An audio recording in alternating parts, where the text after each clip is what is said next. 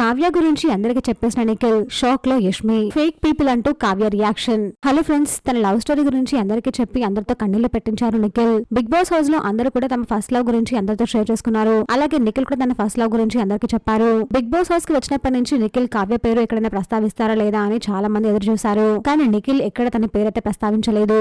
నిఖిల్ తన love story గురించి అందరికి చెప్తున్నప్పుడు తన కళ్ళలో నీళ్లు తిరిగాయి. కావ్యను తను ఎంతగా ప్రేమిస్తున్నాడో, ఎంతగా మిస్ అవుతున్నాడో అందరికి చెప్పాడు. కావ్య తనని అమ్మలాగా చూసుకుంది అని, ఒక్కొక్కసారి తనకు అనిపించేది నాకు ఇద్దరు అమ్మలు ఉన్నారు అని నిఖిల్ అయితే చాలా ఎమోషనల్ అయ్యాడు. కానీ బిగ్ బాస్ హౌస్ కి వచ్చే ముందే మా ఇద్దరి మధ్య మనస్పర్ధలు ఏర్పడ్డాయి. బిగ్ బాస్ హౌస్ నుంచి బయటకు వెళ్ళాక ఫస్ట్ తననే మీట్ అవుతాను అని, తను నన్ను అర్థం చేసుకున్నట్టుగా ఇంకెవరు నన్ను అర్థం చేసుకోలేరు, అర్థం చేసుకోరు కూడా. అనుకోకుండా ఒక సీరియల్ లో మా పరిచయం ఏర్పడింది. అది కాస్త ప్రేమగా మారింది.